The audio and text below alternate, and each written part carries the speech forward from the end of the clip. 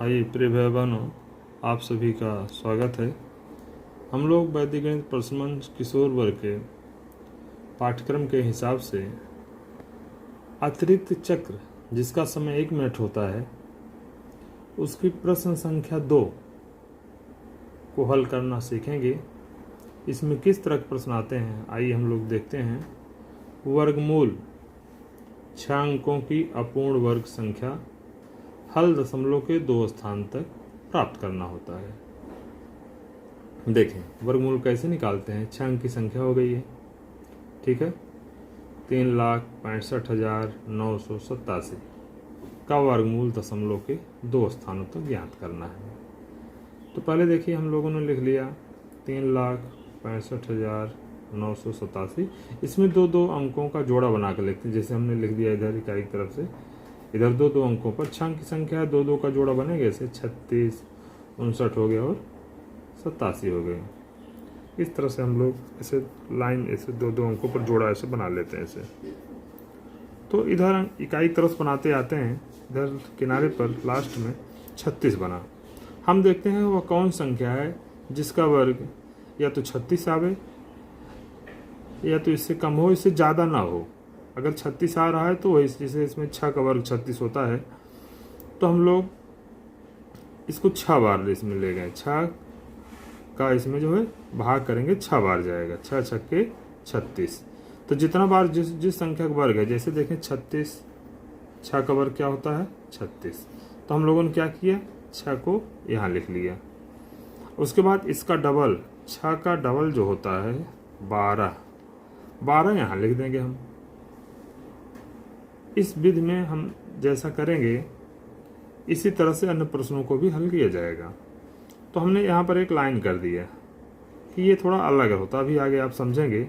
इसको डाट कर देते हैं कि 6 बार गया तो 6 छक्के 36, माने कि ऐसा पूर्ण वर्ग संख्या 36 जिसका कोई संख्या ढूंढेंगे जिसका पूर्ण वर्ग 36 हो। नहीं आ रहा, जैसे मान लो यहाँ 37 होता तब भी हम 6 ही ले जाते। 36 का जो 6 का पूर्ण वर्ग संख्या बनी इसका वर्गमूल, तो हम लोगों ने क्या किया 6 बार लगे, हम 12 कर दिए। अब हम लोग ये करेंगे, इसमें घटाएंगे। जैसे 6 में 6 घट गए, 0 आ गया। यहाँ भी 0 लिख सकते हैं, हमने कैंसिल कर दिया, इधर 0 लिखा। 2 0 का मतलब कुछ नहीं है, 0 ही समझा जाएगा। तो अगला अंक हमने 5 उतार लिया। अब 5 उतारेंगे तब हम लोग देखेंगे इसमें 5 जो आया 12 से इसमें भाग करेंगे, देखें कितनी बार जाएगा तो 0 बार जाएगा। 12 शून्य 0 हो गया। 5 में से 0 हम घटाएंगे तो फिर 5 ही आ गया। तो अगला अंक देखें 5 के बाद 9 था, 9 उतार लिया गया, 59 हो गया। तो यहाँ पर एक होता है, इसमें संशोधित भाज्य बनाना पड़ता है। इसमें एक काम करना पड़ता है, जैसे आप यहाँ जो है 4 यहाँ देखें 0 बार गया था, 12 0 0, उसके बाद फिर आ गया 5, फिर 9 उतार लिया।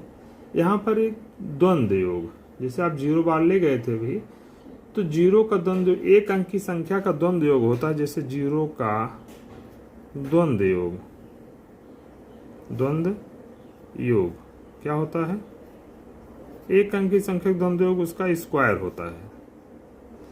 या माने हो गया 0 ही होगा, या इसको समझ सकते हैं कि 0 गुणे 0 0 ही आता है। तो इस तरह से द्वंद्व योग घटाया जाता है। इसमें से पहले स्टेप में नहीं द्वंद्व योग घटाया गया, इसके बाद से यहाँ से देखें 1 बार गया भाग, यहाँ 6 बार गया था, फिर हमने 36 लिखा, फिर घटाया 0 5 आया। उस तरह से हम लोगों ने इसमें क्या किया, फिर 0 बार ले गए। उसके बाद अब यहाँ द्वंद्व योग घटाया, द्वंद्व योग 0 आया तो इस नाते यहाँ 0 घटाया गया है, द्वंद्व योग से आया है 0। किसका द्वंद्व योग है, इस लाइन के बाद का जो अंक है उसी का द्वंद्व योग घटाना शुरू किया जाता है।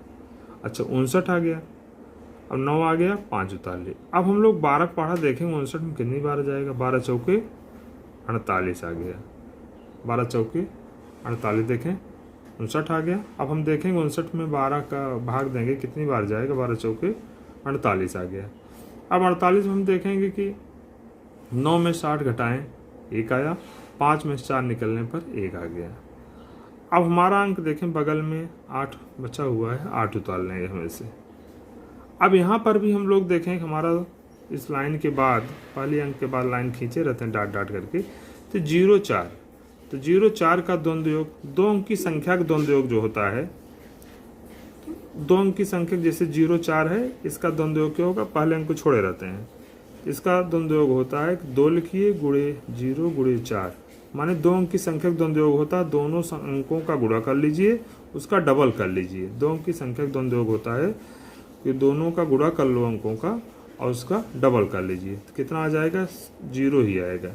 4 0 0 और गुणे 2 करेंगे 0 ही आएगा। इस नाते 118 में से आपका 0 घट गया, तो फिर 118 ही आया। इस संशोधित भाज्य कहते हैं इसको, कि माने हमें भाग देने के लिए थोड़ा संशोधन करना पड़ता है।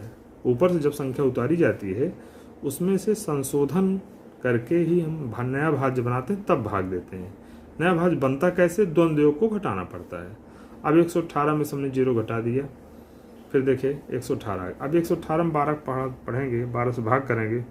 अब यहाँ जो एक बात और जान लें कि जो 3 अंक की संख्या होती है, 6 अंक की संख्या है तो उसका वर्गमूल में 3 अंक आते हैं। 3 अंक के बाद यहाँ दशमलव लग गया, देखो 4 गया था ना, दशमलव हमने लगा दिया।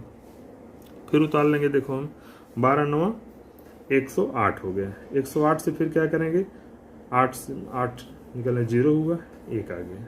अंतिम में देखें यहाँ 7 बचा हुआ है, 7 आ गया 107। अब हमारा देखेंगे यहाँ फिर द्वंद्व योग घटाने की बारी आ गई। भाई हमने ऊपर से अंक उतारा गया, द्वंद्व योग घटेगा। ऊपर से जब अंक उतारा जाएगा तुरंत द्वंद्व योग घटाएंगे। किसका घटाएंगे, द्वंद्व योग। यहाँ लाइन के बाद देखें 9 बार, 3 अंक हो गया, 0 4, इस पॉइंट का कोई मतलब नहीं, 0 4 9, तो 0 4 9 का द्वंद्व योग क्या होगा, 3 अंक की संख्या का द्वंद्व योग जो होता है क्या होता है, 2 गुणे फर्स्ट और लास्ट का गुणा कर लीजिए, 0 गुणे 9, ऐसे माने फर्स्ट और लास्ट का गुणा करें, उसमें दुगुना करें और बीच वाली संख्या का स्क्वायर जोड़ दें। ऐसे 2 अंक की संख्या का द्वंद्व योग होता है, फर्स्ट और लास्ट का गुणा कर लीजिए, 0 गुणे 9, 0 गुणे 9 और उसमें दुगुना कर लीजिए और बीच वाली संख्या का वर्ग जोड़ दीजिए। कितना हो जाए, इधर पूरा 0 ही हो गया, धन 16, तो 16 ही आ गया। इसका मतलब 16 इसमें से घटा देंगे हम।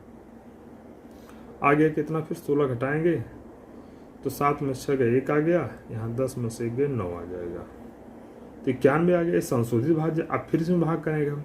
अब 12 पढ़ा पढ़ेंगे, 12 से भाग देंगे तो 12 पंच 60, 12 छंग 72, 12 सत्ते 84 लग रहा है, लेकिन अगर 7 बार ले जाएंगे तो आगे चल करके द्वंद्व योग इसमें से नहीं घट पाएगा। हर स्टेप का द्वंद्व योग संशोधित भाज्य के लिए हमें द्वंद्व योग घटना जरूरी है।